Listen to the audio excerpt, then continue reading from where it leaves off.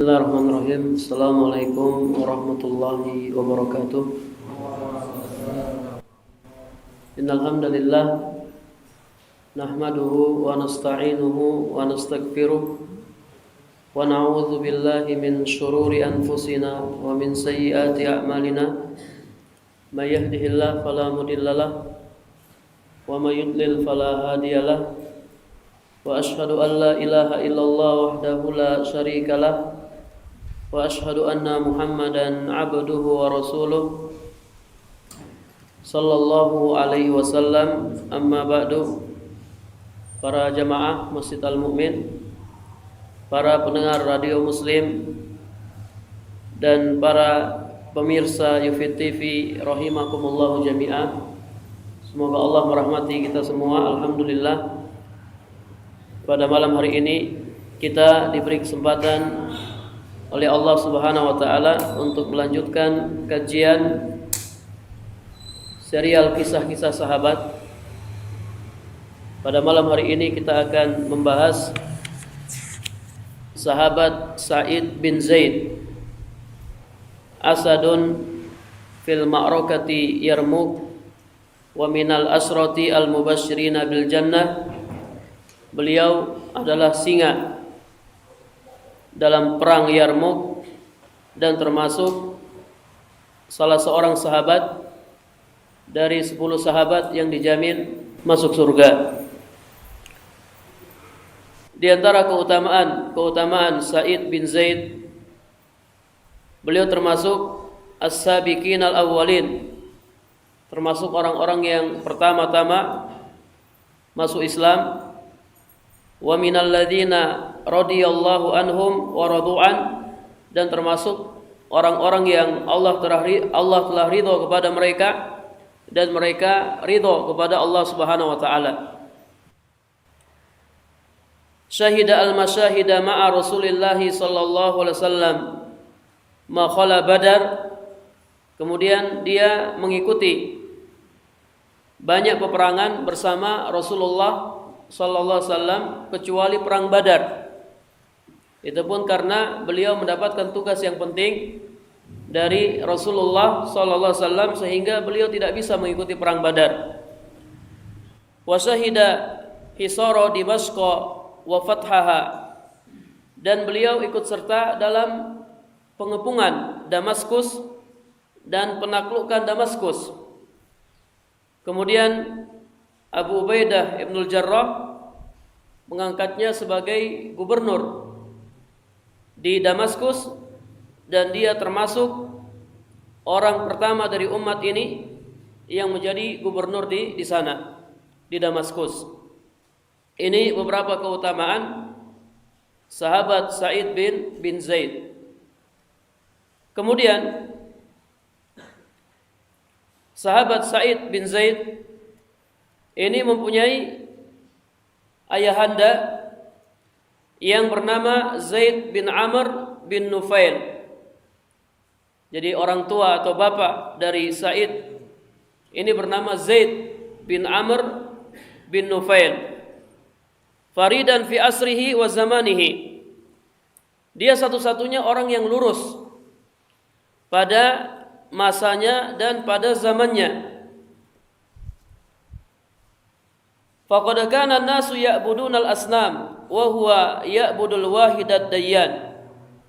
Dahulu orang-orang menyembah berhala, menyembah patung, sedangkan Zaid bin Amr, ayah dari Sa'id, dia menyembah Allah Subhanahu wa taala semata. Jadi satu-satunya orang yang lurus pada masanya, pada zamannya. Ketika orang-orang mereka berbondong-bondong menyembah berhala, Zaid bin Amr tetap menyembah Allah Subhanahu wa taala, dan pada saat itu Rasulullah sallallahu alaihi wasallam belum diutus. Fa kharaja min sulbihi hadzal ibn al-mubarak Sa'id. Lalu lahirlah darinya putra yang diberkahi, yaitu Sa'id. Wal baladu thayyib yakhruju nabatuhu biidzni rabbih. Tanah yang baik itu akan mengeluarkan tanaman yang baik dengan izin Allah Subhanahu wa taala. Orang tua yang baik itu akan melahirkan anak-anak yang baik. Ya, oleh karenanya termasuk tarbiyatul aulad, pendidikan anak sejak dini adalah mencari pasangan yang baik.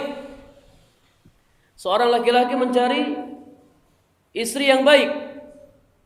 Kemudian seorang wanita mencari suami yang baik. Dan ini telah ditegaskan oleh Rasulullah sallallahu alaihi wasallam. Kata Rasulullah sallallahu alaihi wasallam, "Tunkahul mar'atu li arba." Wanita itu biasanya dinikahi karena 4 alasan. Alasan yang pertama, limaliha, karena hartanya. Kenapa Anda nikah sama wanita itu? Kan wanita itu sudah tua, sudah janda dia. Kenapa Anda mau? Maka dijawab, karena dia kaya. Saya menikahinya ya karena dia kaya. Ini jalan pintas jadi orang kaya. Ya, dulu ada santri kita di pondok, dari orang yang biasa-biasa saja, orang miskin ya. Di pondok juga makannya apa adanya, makan tempe ya, makan tahu, makan sawi, apa adanya. Kemudian dia ngambil program tahfidz, hafal Al-Quran 2 tahun selesai 30 juz. Kemudian dia tugas pengabdian. Kebetulan tugasnya di Jakarta. Tugas di Jakarta. Qadarullah di Jakarta dia dapat janda. Kalau tidak salah anaknya 3 atau 2. Janda beranak 3 atau 2. Ternyata janda ini orang kaya luar biasa. Di santri ini langsung jadi orang kaya. Dia berangkat umroh ya berkali-kali, kemudian juga berangkat haji. Terakhir dia datang ke pondok ngantar bantuan. Dulu kalau kita lihat dulu kesian sekali, sekarang luar biasa. Ya, siapa yang butuh bantuan? Ya, ngasih bantuan Al-Qur'an. Ya, kenapa antum nikah sama dia? Kan dia janda, anaknya sudah 2. Limaliha, karena hartanya. Karena hartanya. Saya udah bosan jadi orang miskin. Ingin jadi orang kaya. Kemudian alasan yang lain, biasanya orang menikahi wanita karena leluhurnya dari keturunan bangsawan, dari keturunan ningrat, keturunan darah biru. Kemudian yang ketiga, li jamaliha, karena cantiknya, dan ini yang paling populer. Ya, kalau ada teman-teman ikhwan nyari akhwat, pasti yang ditanyakan, cantik enggak Ustaz? Ya iyalah cantik, masa ganteng? Kalau ganteng bahaya. Cantik. Kenapa antum milih cantiknya? Karena Ustaz, ya, cantik itu susah dirubah. Tapi kalau agama masih bisa dirubah. Agama bisa dirubah, kalau cantik agak susah. Mungkin kalau operasi pun mahal. Ya, nggak apa-apa lah agamanya kurang-kurang dikit, nanti tak rubah agamanya. Ternyata setelah nikah bukan dia yang merubah, dia yang dirubah. Ya, waliyadzubillah, karena cantiknya. Kemudian yang keempat, lidiniha, karena agamanya. Fazfar bidzatid din taribat yadak. Pilihlah wanita yang beragama, niscaya kamu akan beruntung. Rasulullah menganjurkan kita untuk memilih wanita yang beragama. Ya, terkadang istri itu biasa-biasa saja. Ya, wajahnya biasa-biasa saja, tapi karena agamanya bagus, kita suka dan cinta sekali kepadanya. Terkadang ada perempuan yang cantik tapi agamanya gak bagus, suka ngelawan. Kita ngomong A, dia ngomong B, C, D, E. Kita ngomong satu dia sudah 10, cerewet. Akhirnya kecintaan kita jadi berkurang. Ya, ada saudara kita, ikhwan kita, Masya Allah dia nikah, istrinya cantik sekali. Qadarullah cerai. Terus nikah lagi. Yang kedua dapat cantik lagi. Qadarullah cerai. Ketiga dapat cantik lagi. Cerai. Keempat dia nikah dengan perempuan biasa-biasa saja. Justru ini yang kekal. Yang abadi sampai sekarang. Kok bisa? Karena tadi dia bilang memang ini wajahnya biasa-biasa saja, tapi kalau disuruh-suruh manut dia. Ya. Selalu memperhatikan suami. Lihat, ya. Kecantikan belum tentu membahagiakan. Tapi kalau agama insya Allah membahagiakan. Kalau kecantikan itu membahagiakan, yang paling bahagia itu artis-artis. Ya, umumnya artis-artis cantik, tapi kenyataannya mereka kawin cerai juga. Ya, fazfar bidzatid din taribat yadak. Pilihlah wanita yang beragama, niscaya kamu akan beruntung. Kemudian dalam hadis yang lain, Rasulullah bersabda kepada auliyaun nisa, kepada para orang tua, para wali, "Idza ja'akum man tardawna dinahu fazawwiju." Apabila datang kepada kalian orang yang baik agamanya, orang yang baik akhlaknya, maka nikahkanlah dia dengan putri-putri kalian, dengan anak-anak kalian. Illa taf'alu, jika kalian tidak melakukannya, takun fitnah wa fasadun kabir, akan terjadi fitnah dan kerusakan yang besar. Jadi Rasulullah menganjurkan kepada auliyaun nisa untuk memilih calon-calon suami yang baik. Ya, karena kalau perempuan baik, laki-laki baik, ketemu nanti akan lahir anak-anak yang baik. Umumnya seperti itu. Ketemu perempuan yang baik, laki-laki yang baik, akan lahir keturunan-keturunan yang baik. Ya, antum hafalkan hadis ini. Ya, idza ja'akum man tardawna dinahu wa khuluquhu fazawwiju. Ya, illa taf'alu takun fitnah fil ardi wa fasadun kabir. Berani nolak saya? Takun fitnah, ya. Akan terjadi fitnah. Ya, dan kerusakan yang besar. Ini hadis Nabi ini. Ya. Kata bapaknya, bukannya saya nolak. Soalnya ada yang lebih soleh lagi dari antum, ya. Jadi ini, orang soleh itu luar biasa, ikhwan. Orang soleh itu diperebutkan. Dulu pada zaman dahulu, ya, pada zaman Umar bin Khattab, ketika Hafsah putrinya ditinggal mati suaminya, maka Umar sebagai orang tua segera mencarikan calon suami untuk anaknya, untuk putrinya Hafsah. Yang pertama kali Umar datangi Abu Bakar As-Siddiq. Ya, Abu Bakar As-Siddiq, mau enggak nikah sama putri saya? Apa kata Abu Bakar As-Siddiq? Kata awalnya Utsman bin Affan. Ya, awalnya Utsman bin Affan. Kata Utsman, kayaknya belum dulu, ya. Anak belum pingin ini. Kemudian ketemu Abu Bakar. Abu Bakar ditawarin Hafsah, Abu Bakar diam-diam saja, enggak memberikan jawaban. Kalau Umar jelas. Apa kata kalau Utsman jelas. Apa kata Umar? Kata Umar, saya lebih kesal kepada Abu Bakar daripada kepada Utsman, karena dia tidak kasih jawaban. Ternyata Rasulullah telah melamar Hafsah. Makanya Abu Bakar enggak kasih jawaban. Kata Abu Bakar, kalau seandainya dia tidak dilamar oleh Rasulullah, saya yang maju. Cuman karena Rasulullah telah melamarnya, telah menyebut-nyebut Hafsah, saya tidak berani maju. Ya, lihat bagaimana Umar menawarkan putrinya kepada orang-orang ahlul khair, orang-orang yang baik. Ya, antum yang sudah punya anak, ya, putri, nyari orang-orang yang baik. Banyak di Al-Mu'min ini orang-orang yang baik. Kalau antum susah-susah, langsung nawarin saya ke ustadznya. Ya, bingung nih, terlalu banyak yang baik, langsung cari yang rojih saja. Ya, atau tidak mengapa juga perempuan menawarkan dirinya, nggak mengapa. Ya, perempuan nawarin dirinya. Dulu pada zaman Rasulullah banyak perempuan yang menawarkan dirinya kepada Rasulullah. Alaka bi hajatun.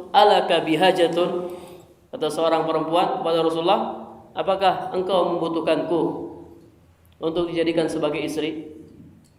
Seperti itu. Ya, dalam hadis yang lain, inni la ahiba nafsi laka, sesungguhnya aku menghibahkan diriku kepadamu wahai Rasulullah.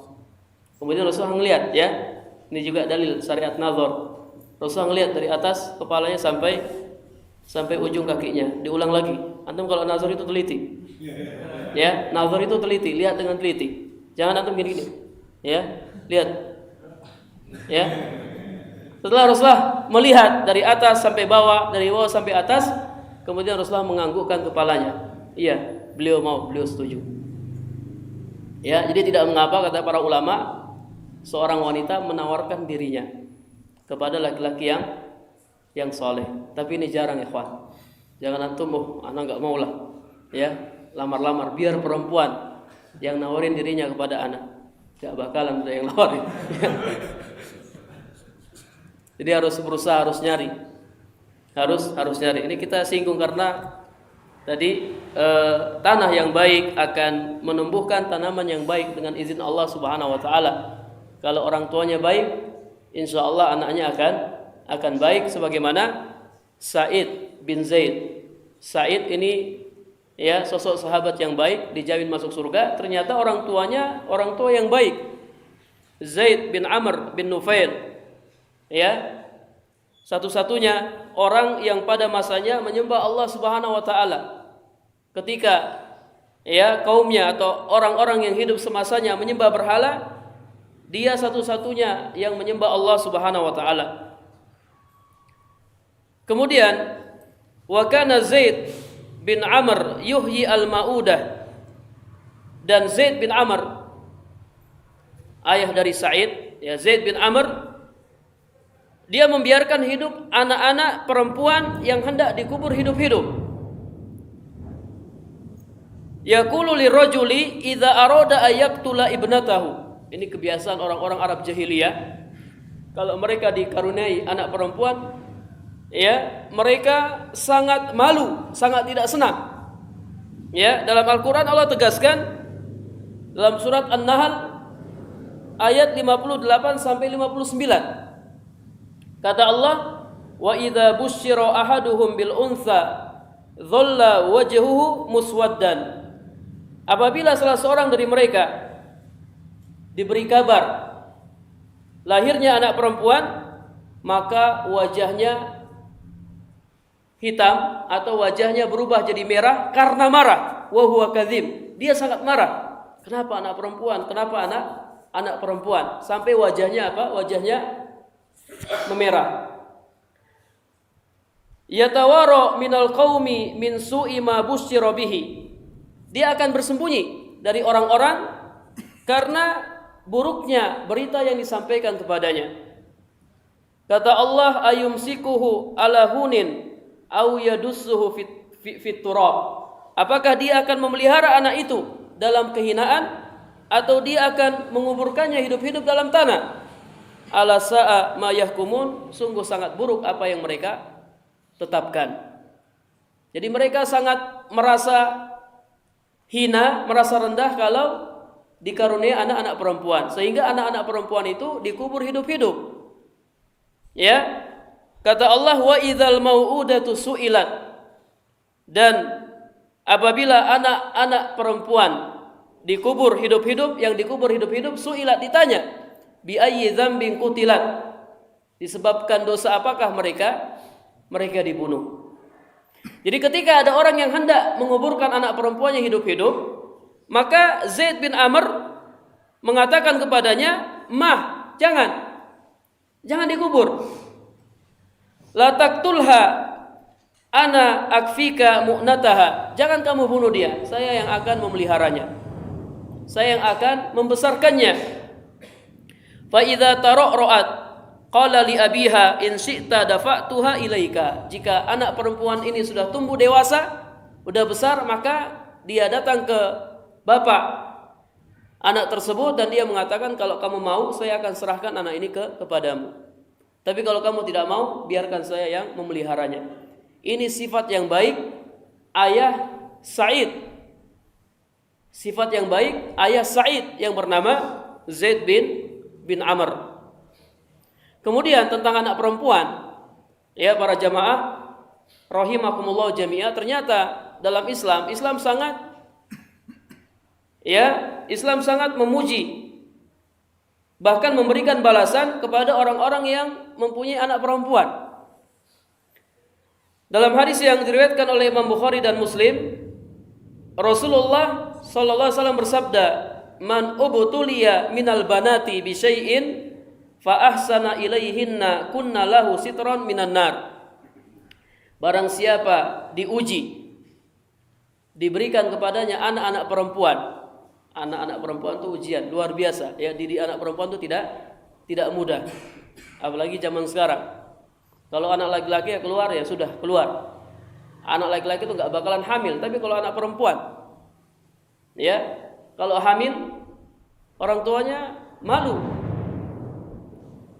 Man ubtuliya minal banati bi syai'in, barang siapa yang diuji dengan anak-anak perempuan, fa ahsana ilaihinna, namun dia mendidiknya dengan baik, kunna lahu sitran minan nar, maka anak-anak perempuan itu akan menjadi penghalang baginya dari api neraka. Jadi kalau kita punya anak perempuan, kita berhasil mendidiknya sampai dia dewasa, sampai dia nikah, maka anak perempuan itu akan menjadi pelindung bagi kita dari api neraka. Kemudian dalam hadis yang lain yang diriwayatkan oleh Imam Tirmizi dan Abu Daud, Rasulullah bersabda, "Man kana lahu salasu banatin aw bintani fa ahsana suhbatahunna wattaqallaha fihinna falahul jannah." Kata Rasulullah sallallahu alaihi wasallam, barang siapa yang mempunyai 2 atau 3 anak perempuan, 2 atau 3 anak perempuan, kemudian dia mendidik mereka dengan baik dan bertakwa kepada Allah dalam mendidik mereka, falahul jannah, maka dia akan masuk surga. Ya, enak punya anak perempuan. Ya, punya anak laki-laki juga enak. Karena anak laki-laki itu berbakti kepada kedua orang tuanya seterusnya. Walaupun dia sudah nikah, ya. Walaupun anak laki-laki kita sudah nikah, tapi bakti dia kepada kita terus berlanjut walaupun sudah nikah. Beda kalau anak perempuan. Anak perempuan kalau sudah nikah dengan orang lain, maka ya dalam ajaran Islam dia lebih wajib taat kepada suami daripada taat kepada orang tuanya. Dia lebih taat kepada suami dibandingkan taat kepada kedua orang tuanya. Artinya apa? Kewajiban taat kepada suami itu lebih wajib daripada taat kepada orang tua. Ada sebuah kisah luar biasa, ya, kisah ini. Ya.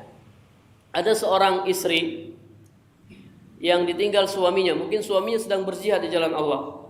Intinya suami sedang keluar, enggak ada di rumah. Kemudian perempuan ini ibunya sakit. Dia ingin jenguk ibunya sedang sakit keras. Tapi belum dapat izin suami karena suaminya tidak ada di rumah. Kalau zaman sekarang mungkin tinggal telepon, kirim SMS, tapi zaman dulu belum ada alat-alat seperti ini. Akhirnya apa? Dia tidak jenguk orang tuanya sampai orang tuanya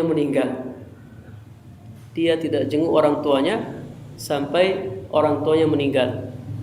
Ternyata apa? Ya, para jamaah, ternyata orang tuanya masuk surga. Gara-gara apa? Gara-gara dia punya anak perempuan yang taat kepada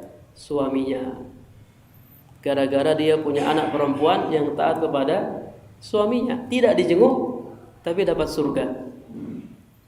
Ya, luar biasa. Jadi ketaatan kepada suami ini sangat agung di sisi Allah Subhanahu wa taala, sampai-sampai istri-istri yang taat kepada suami, ya, kelak Allah Subhanahu wa taala akan berkata kepada mereka, masuklah anti ke dalam surga dari pintu mana saja yang anti kehendaki. Ya, masuklah anti ke dalam surga dari pintu mana saja yang anti kehendaki. Karena taat kepada suami. Tayyib, jadi ya, yang punya anak laki-laki Kayak para jenderal kan anak laki-laki semuanya. Alhamdulillah. Yang punya anak perempuan semuanya alhamdulillah. Anak perempuan, anak laki alhamdulillah. Yang menyedihkan yang belum punya anak. Yang belum nikah, ini rajulun miskin. Miskin enggak punya apa-apa. Enggak punya istri, enggak punya anak. Ya, segera nikah. Ya. Pokoknya pengajian apa saja bisa lari ke kitabun nikah. Iya, bisa. Ngisi akidah aja di UII bisa ditarik ke kitabun nikah, ya. Jadi luar biasa. Kemudian wa kana yu'ibu ala Quraisyin wa yaqulu asyatu khalaqaha Allahu wa anzala laha minas sama' wa ambata laha minal ardi thumma tadbahunaha ala ghairi ismillah. Dan Zaid bin Amr dia sangat mencela orang-orang Quraisy.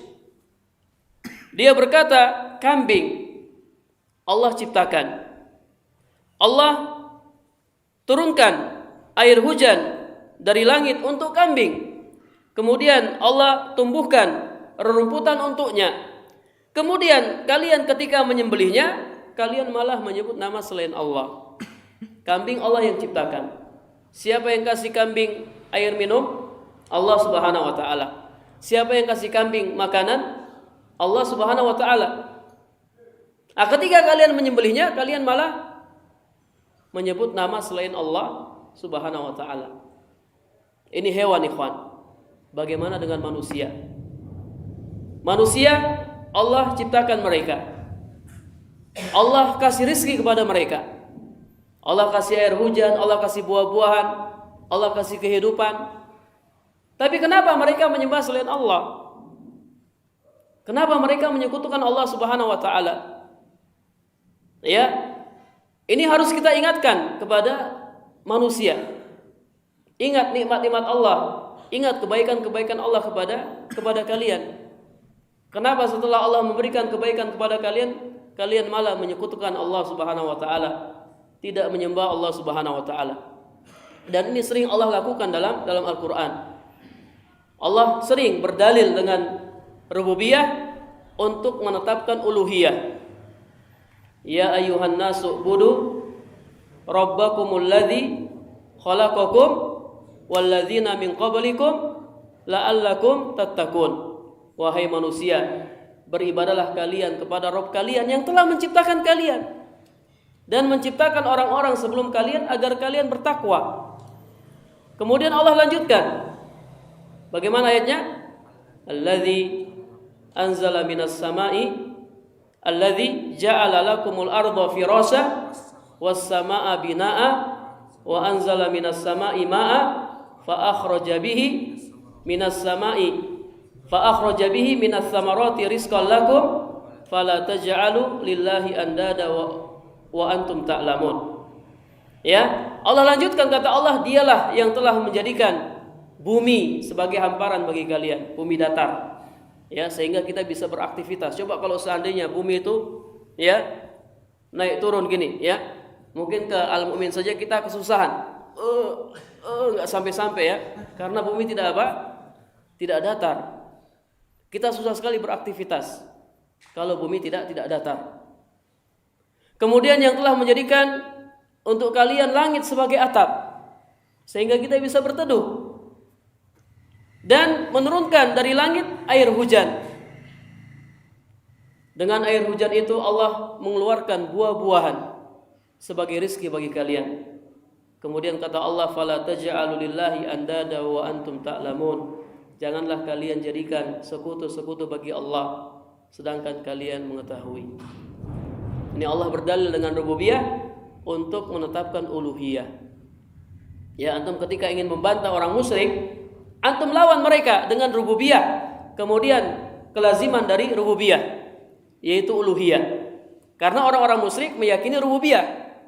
Siapa yang menciptakan Anda, wahai musyrik? Allah. Siapa yang memberikan rezeki kepada Anda, wahai musyrik? Allah. Siapa yang mematikan Anda? Allah. Siapa yang memberikan hujan? Allah. Allah. Kenapa kamu tidak menyembah Allah? Langsung diam dia. Ya, kenapa kamu tidak menyembah Allah? Allah sudah baik sekali sama kamu. lawan orang-orang musyrik dengan tauhid rububiyah. Lawan orang-orang musyrik dengan tauhid rububiyah dan kelaziman dari tauhid rububiyah. Kemudian kita lihat kisah Zaid bin Amr. Jadi sebelum kita bahas Sa'id, sebelum kita menceritakan Sa'id, kita kisahkan dulu bapaknya Sa'id yang bernama siapa? Zaid bin Amr. Rihlatut Tauhid, perjalanan Tauhid. Suatu hari orang-orang Quraisy mereka berkumpul merayakan hari Id mereka. Hari Id mereka rayakan setahun sekali. Mereka berkumpul merayakan hari Id mereka di dekat berhala-berhala mereka. Kemudian mereka menyembelih hewan-hewan untuk berhala mereka dan mereka beriktikaf di sekitar berhala mereka. Kemudian mereka tawaf. Ini ya perayaan Id orang-orang musyrik. Ketika itu ada 4 orang yang memisahkan diri. Mereka berbisik-bisik. Kata mereka kepada sebagian yang lain, tasodaku wal yaktum ba'dukum ala ba'din. Kita sepakat untuk jujur dan saling menjaga rahasia. 4 orang yang enggak mau ikut-ikutan dengan apa yang dilakukan oleh orang-orang Quraisy. Kemudian mereka sepakat. Mereka adalah Waraqah bin Naufal, Ubaidullah bin Jahsy, Utsman bin Huwairits, dan Zaid bin Amr bin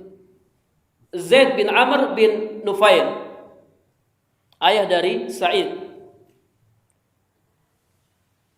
Keempat orang ini mereka berkata, ta'lamu wallahi ma qaumukum ala syai'. Kata sebagian mereka kepada sebagian yang lain, demi Allah kalian sudah tahu kaum kita mereka tidak berada di atas sesuatu yang benar.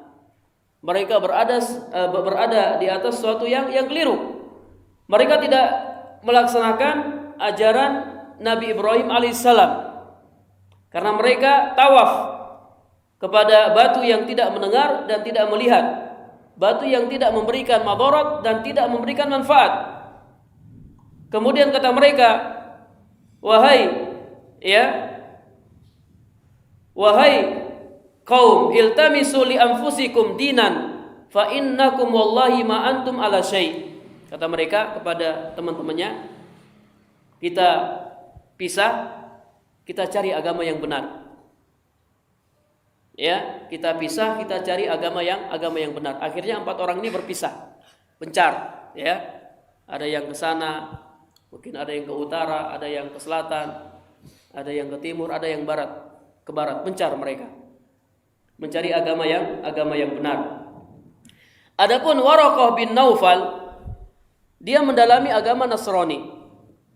Dia membaca kitab-kitab ahli kitab, ya sehingga dia menjadi orang Nasrani yang alim. Orang Nasrani yang berilmu. Waraqah bin Naufal. Sedangkan Ubaidillah bin Jahsy, dia tetap dalam keadaan bingung. Sampai apa? Sampai Nabi diutus, kemudian dia masuk Islam. Siapa? Ubaidillah bin Jahsy. Kemudian dia ikut hijrah ke Habasyah bersama istrinya yang bernama Ummu Habibah binti Abi Sufyan. Namun sayangnya, ya, ketika Ubaidillah bin Jahsy hijrah ke Habasyah, dia pindah agama. Dia masuk agama Nasrani di sana dan qadarullah dia meninggal dalam keadaan Nasrani. Sedangkan Utsman bin Huwairits, ya, dia mendatangi Kaisar Raja Rum. Kemudian dia masuk Nasrani karena Kaisar Raja Rum ketika itu apa? Beragama Nasrani. Dia ikut masuk Nasrani dan dia diberikan kedudukan yang penting. Dia punya kedudukan di Romawi.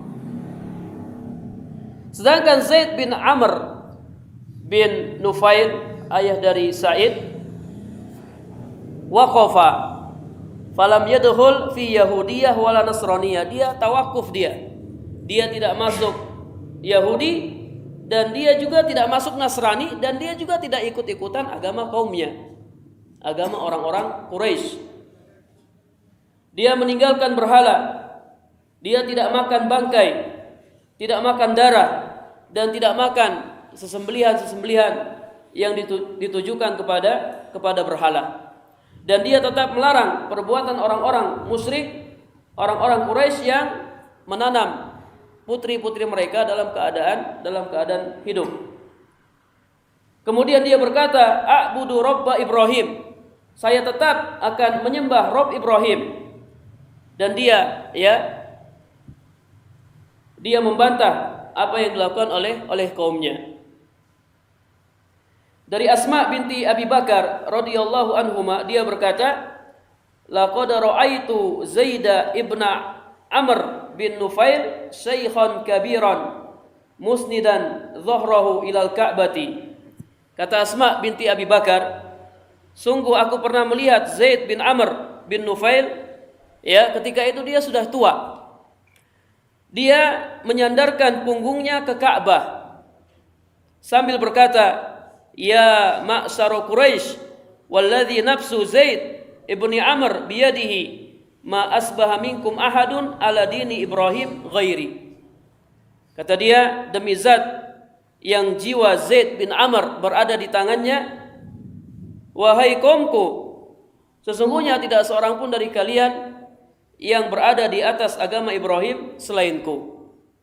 Kemudian dia berdoa, "Allahumma lau anni a'lam ayyal wujuh ahabba ilaika abattuka bihi, walakinni la a'lamuhu thumma yasjudu ala rohati." Dia berdoa, "Ya Allah, seandainya saya tahu dengan wajah apa yang paling engkau cintai, niscaya saya akan beribadah kepadamu dengan wajah tersebut, dengan cara tersebut. Seandainya saya tahu cara beribadah kepadamu dengan ibadah yang paling kamu sukai, ibadah yang paling kamu cintai, niscaya saya akan beribadah kepadamu dengan ibadah tersebut. Akan tetapi karena saya tidak tahu." Summa yasjudu ala rohatihi, kemudian dia sujud semampunya. Dia melakukan sujud semampunya. Orang bingung. Ketika itu Nabi Muhammad belum diutus. Ketika itu Nabi Muhammad sallallahu alaihi wasallam belum diutus.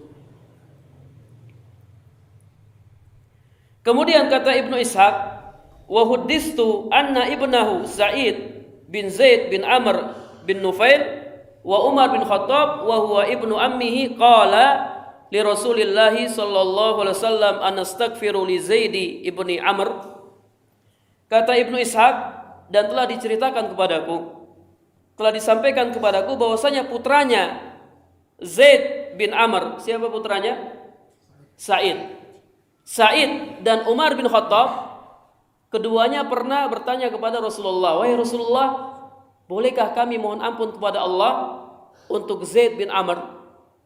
Apa kata Rasulullah? Kata Rasulullah, "Na'am, boleh. Silahkan kalian berdua memohon ampun untuk Zaid bin Amr. Fa innahu yub'asu ummatan wahdah." Karena kelak dia akan dibangkitkan sebagai umat dalam keadaan sendiri. Dia akan dibangkitkan ummatan wahdah, sebagai umat dalam keadaan sendiri. Jadi Rasulullah membolehkan. Ini orang-orang yang orang-orang yang berada di masa kekosongan. Masa belum diutusnya Rasul. Ahlul fatrah. Ahlul fatrah. Seperti misalnya antara Adam dan Nuh. Antara Adam dan Nuh, ini 10 kurun orang semuanya bertauhid kepada Allah Subhanahu wa taala. Kapan syirik itu terjadi? Sejarah terjadinya syirik pada kaum Nuh alaihissalam. Ketika orang-orang soleh di tengah-tengah mereka meninggal, yang bernama Wad, Suwa, Yagus, Ya'uq dan Nasr. Ini orang-orang soleh ini. ya, meninggal, kemudian kaumnya sedih. Kaumnya sedih. Biasanya setan itu pintar, ikhwan, ya. Setan manfaatkan kesedihan kaumnya. Setan datang menyamar sebagai penasehat. Apa kata setan? Kata setan, gimana kalau kalian buat patung-patung mereka? Kalian buat gambar-gambar mereka. Supaya apa? Supaya kalian bisa mengenang kebaikan mereka. Apa kata kaumnya? Kata kaumnya, betul juga ya. Akhirnya dibuat 5 patung dan dinamakan sesuai nama mereka. Jadi kalau kita ngelihat patung kan, Masya Allah ya, ini dulu dia yang ngajak anak ke Al-Mu'min ya, dulu dia ngajak anak pengajian. Iya kalau lihat patung, tapi kalau nggak ada patungnya kan lupa, cepat dilupa. Jadi diingat kebaikannya. Ya, kata kaumnya, iya betul juga. Akhirnya mereka buat patungnya dan mereka namakan dengan nama-nama orang-orang soleh. Ketika itu, ya, orang-orang yang buat patung masih hidup sehingga belum disembah. Ketika orang-orang yang buat patung sudah meninggal, kemudian ilmu dilupakan, maka patung-patung tersebut disembah. Ketika patung-patung tersebut disembah, Allah utus Nuh alaihissalam. Allah utus Nuh alaihissalam untuk mengajak mereka kembali, ya, menyembah Allah Subhanahu wa taala. Namun mereka menolak Nuh alaihissalam. Nuh alaihissalam dalam sejarah beliau berdakwah dengan waktu yang lama. 1000 tahun kurang 50 tahun. Berapa? 950 tahun. Ya, itu yang beriman hanya beberapa orang. Ada yang mengatakan hanya 40-an orang. Bayangkan dengan rentan waktu yang lama. Ya, yang beriman hanya beberapa orang saja. Tapi beliau tetap bersabar. Bersabar dan bersabar. Ya, kita alhamdulillah di Al-Mu'min ini ya sedikit demi sedikit banyak ya. Harus bersabar. Harus bersabar. Ini sejarah apa? Sejarah kesyirikan. Sejarah kesyirikan, oleh karenanya kata para ulama, haram. Buat patung hukumnya haram. Ya, gambar-gambar khususnya gambar yang bernyawa hukumnya haram. Ancamannya sangat keras. Barang siapa yang membuat gambar yang bernyawa, pada hari kiamat dia akan disiksa. Ya, terus disiksa sampai dia bisa meniupkan ruh pada gambar yang dibuatnya, dan dia tidak bakalan bisa meniupkan ruh. Dia disiksa terus. Ya. Kalau mau menggambar, gambarlah gambar-gambar yang tidak bernyawa. Gambar rumah, ya, gambar pemandangan, gambar mobil, motor. Pernah ada seseorang datang ke Abdullah bin Abbas, kata dia, sesungguhnya penghasilan saya dari menggambar. Ya.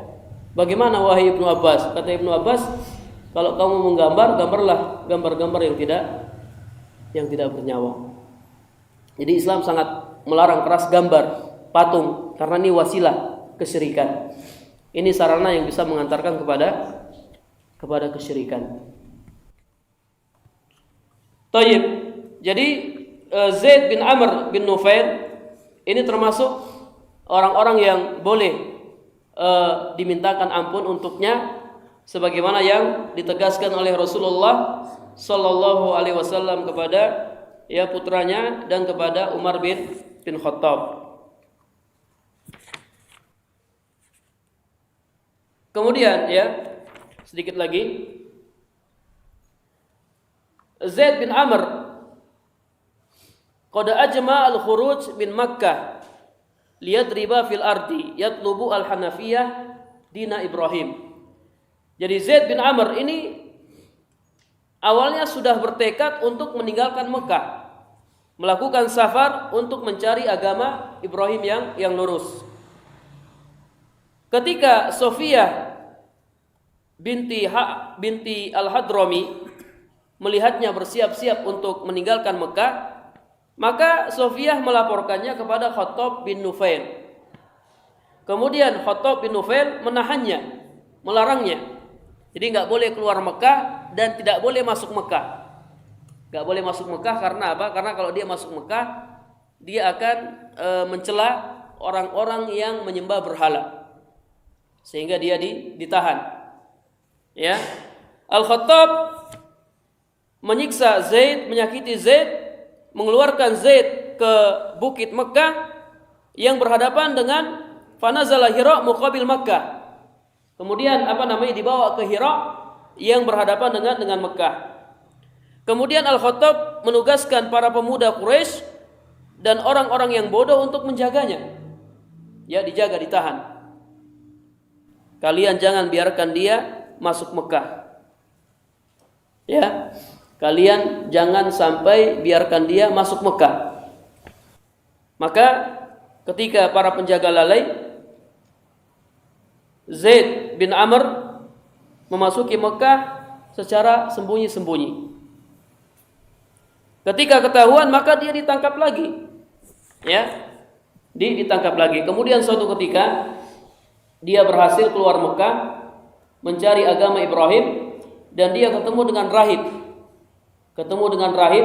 Dan al-ahbar dari ahli kitab. Kalau rahib itu orang yang rajin beribadah, kalau al-ahbar ini orang yang berilmu dari ahli kitab.